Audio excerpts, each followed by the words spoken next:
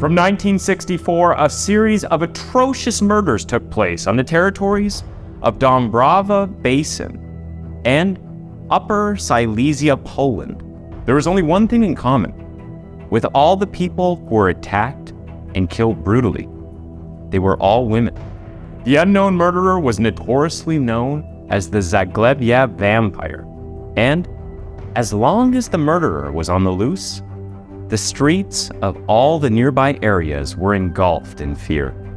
The murderer we are going to talk about is Zdzisław Marchwicki, a Polish serial killer.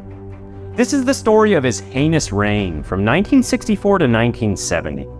Welcome to another episode of Twisted Minds. We'll deep dive into the circumstances involved in the real-life hunt for the notorious Polish serial killer known as the Zagłębie Vampire.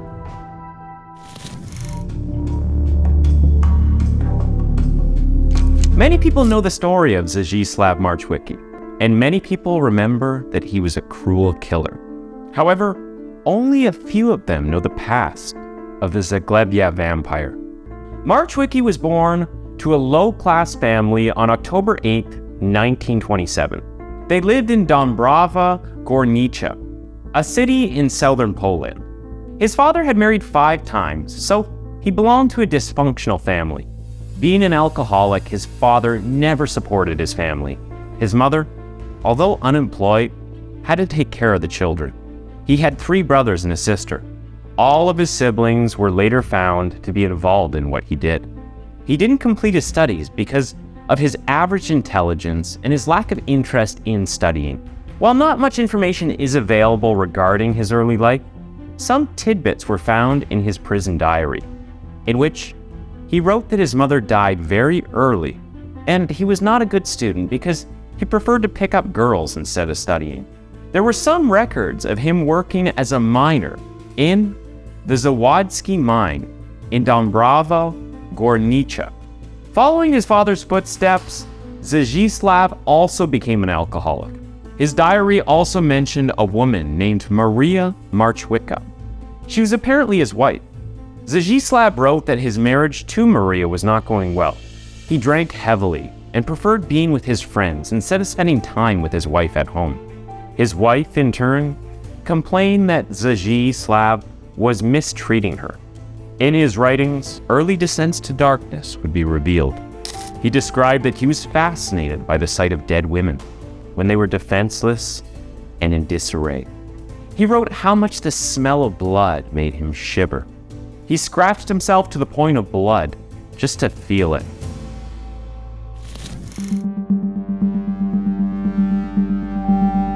On November 7, 1964, an emergency occurred in the capital of Silesia administrative area, the city of Katowice.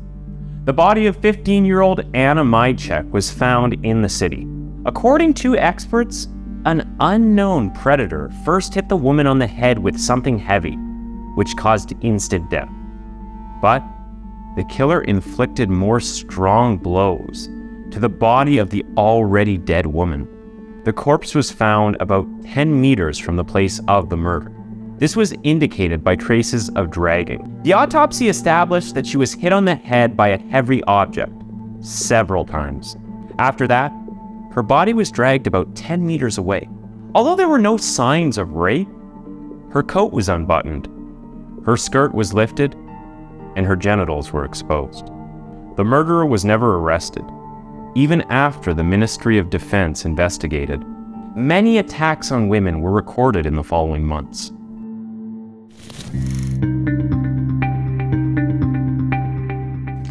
On January 20th, 1965, a woman named Ewa Pakin was found dead in Czeladź. Then, approximately 2 months later, another woman named Lydia Nowaska was murdered in Będzin. On May 14th, a woman named Irina Szymajska was attacked, but fortunately she survived the attack. That's when the investigators suspected a connection between all of these crimes. All of the victims of these attacks were women. All of the victims of the attacks were hit on the back of the head with a heavy object. All of the victims were found near an area known as Zagłębie Dąbrowskie. It was assumed that the attacker was the same person and was named the Zagłębie Vampire. The vampire was most active in 1965. Then, more and more women began to disappear, and Silesia trembled with uncertainty. Some people said that the vampire from Zagłębie was going to kill 1,000 women for the 1,000th anniversary of the Polish state. Women avoided going out after dark, and when they had to, they asked men to accompany them. After a special summit held by the Ministry of Defense in the second half of July 1965, all of the previous cases were combined into one investigation. The hunt for the Zagłębie Vampire had begun.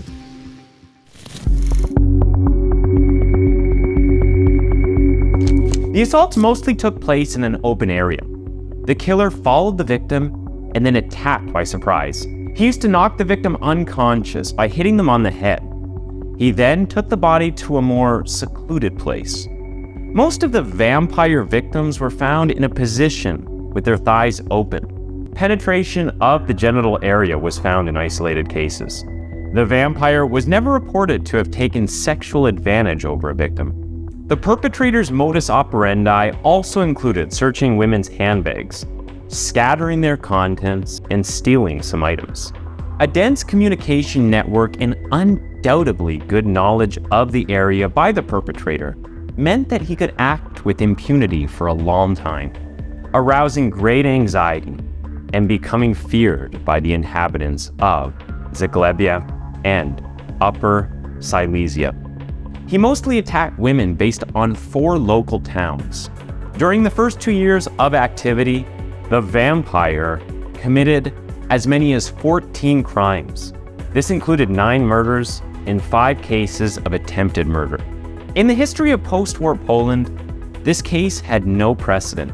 After failing to identify the murderer, law enforcement turned to the general public for help. An award of 1 million złotys was set for anyone providing information that would lead to the arrest of the vampire. Different communication channels were set up for the public to provide information, and absolute secrecy was guaranteed. Thousands of letters poured in. Every telephone or letter information was scrutinized meticulously. The militia warned women against walking alone in secluded places. Husbands took their wives to and from work. Parents stopped letting their adult daughters out in the evening. The vampire made sure to kill random women and not leave any trails that may lead to him. Most of them, however, were young, as they were more likely to walk alone at night. In 1965, the provincial headquarters of the citizens' militia in Katowice established a group called Zagłębie to catch a serial killer. Later, the group's name was changed to Anna after Marchwicki's first victim.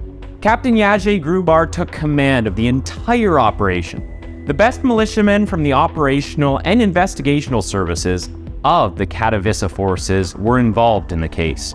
To speed up the case, the most outstanding scientists, specialists in the field of criminology, psychiatry, psychology, and sexology were consulted.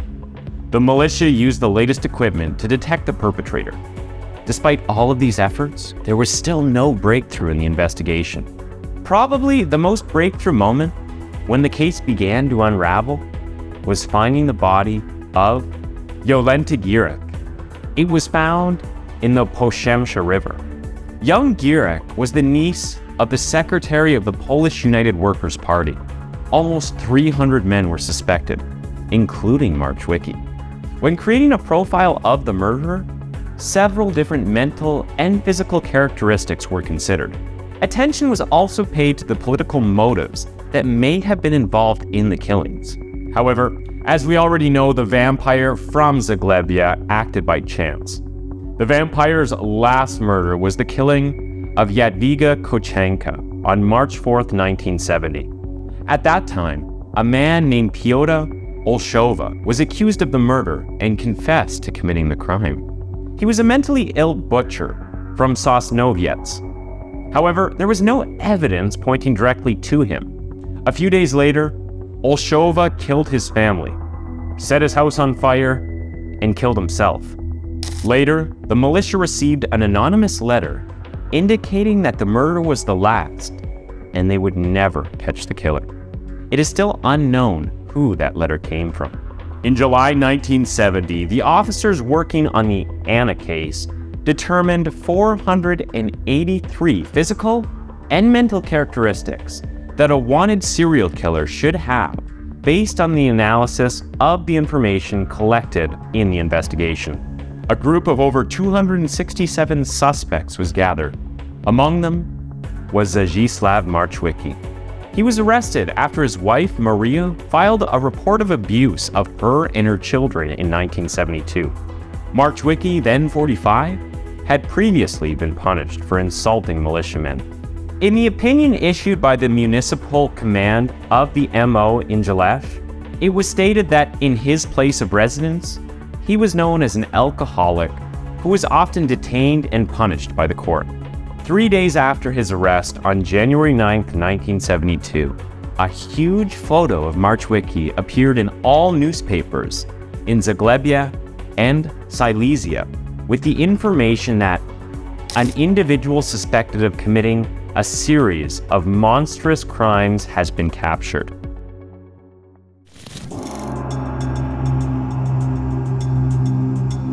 After 2 years of investigation, on September 18, 1974, the trial of the vampire from Zagłębie began. Due to the great interest in the case, it was declared that the hearing would be held at the Silesia Zinc Factory Club in Katowice.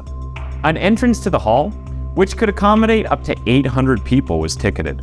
A few months later, the citizens' militia detained 2 of Marchwicki's brothers, Henryk and Jan.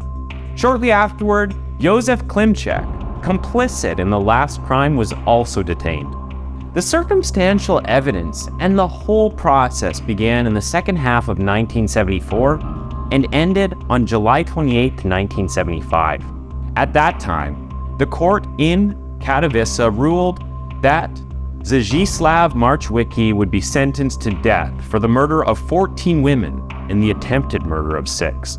The vampire from Zagłębie trial was circumstantial from the beginning to the end. It lacked strong evidence proving Marchwicki's guilt. At the beginning of the trial, the accused recanted his earlier confession to the crime. Initially, Marchwicki himself denied responsibility. The investigators observed odd behavior at the interrogations. When asked to sign the confession, he wrote at the bottom that this is all a lie. At one point, he took his confession and attempted to swallow it. In the trial of the vampire from Zagłębie, no direct evidence of the guilt of the man accused was present. The investigation lasted over 2 years, with the case file comprising 166 volumes. Ultimately, Zdzisław Marchwicki, the main defendant, was charged with 14 murders and 7 attempted murders. The lawyers justified their decision based on the history of Marchwicki, which included the history of beating of his family members, disrespecting police officers, and other offenses. The court relied, among others, on the testimonies of the would-be victims of the vampire, who identified Marchwicki as the attacker. In addition, Zdzisław was incriminated by the testimony of his own wife, who presented him as a sadist, who abused her and her children and was also a troublemaker. Later, Maria stated that she was the one who started the quarrels and beat her husband. It was Jan Marchwicki who took command of the murder of the women, for which she was sentenced to death in 1977. He was a would-be priest. Henryk Marchwicki, in turn, was sentenced to 25 years in prison. In 1998, he died under unexplained circumstances while serving his sentence in Rzeszów. He reportedly fell down the stairs and broke his back. At the end of the trial, Marchwicki seemed resigned. In the last words of the accused, when asked what the court was asking for, he replied, "I would like to go where I need to go." On July 28, 1975, the provincial court in Katowice found Zdzisław Marchwicki guilty of the alleged acts and sentenced him to death. His brother Jan received the same sentence for instigating the murder of Jadwiga Kaczenka. Henryk Marchwicki was sentenced to 25 years in prison for assisting in the murder. The other defendants were sentenced to 4 to 5 years in prison. On April 26, 1977, Zdzisław Marchwicki and his brother Jan Marchwicki were executed in a police garage in Katowice. Before his death, Zdzisław shouted he was innocent.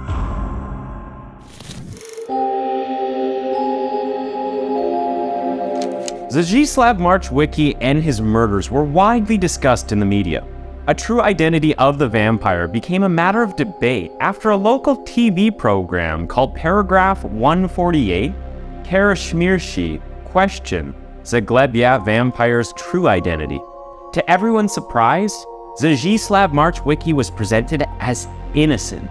The whole situation was presented as if the trial against Zdzisław was only a ploy for the media. The court's decision and the question of whether Marchwicki's guilt was right to begin to be questioned by the general public. Another TV documentary called Jestem Morderca also considered Marchwicki as innocent. This raised mixed feelings and sparked numerous discussions. Was pointing to Marchwicki just a prank? Was it all staged to make people feel safe in the state? Or maybe the real killer was Piotr Olszowa? We'll probably never know. One of the most highlighted aspects was that Zdzisław Marchwicki never pleaded guilty. This greatly undermined the fairness of the court. His family members claimed that Marchwicki was a very simple man. He was only able to finish the 4th grade of primary school. Due to his low intelligence, he was easy to manipulate. Somehow, he was made to admit to the crimes. And when he tried to revoke it, he was clearly asked to write what he had retracted. This is how he eventually confessed again. Eventually, he lost himself and gave an even higher number than the one in the indictment. He was acquitted of 1 murder charge because it was not proven. This worked as an argument for the fairness of the trial.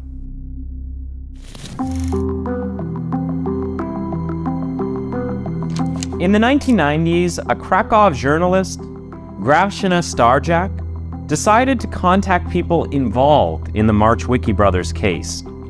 Militiamen, prosecutors, judges, lawyers, and the rest of the convicts' families. The accounts of these people shed new light on the investigation and trial of the murder of the century. After Marchwicki was detained, some of the officers involved in the Anna case doubted whether the suspect had actually committed the crimes attributed to the vampire. As the investigation continued, the circle of people doubting Marchwicki's guilt grew. Marchwicki pleaded not guilty to the charges against him for 5 months in detention. According to Grażyna Starczak, a team of the best investigative officers in Poland were involved in interrogating the vampire. Militiamen were placed with him in his cell, whose task was to extract incriminating statements from him. In the end, Marchwicki confessed to the crime, but he could neither give the exact number of victims nor describe the details of the subsequent murders. During the journalistic investigations, Grażyna Starczak looked at Marchwicki's interrogation on May 10, 1972, which is the first record of the vampire's confession. It includes such statements uttered by Marchwicki: "Lieutenant, help me, what to say? Well, how many of these homicides do I actually have?"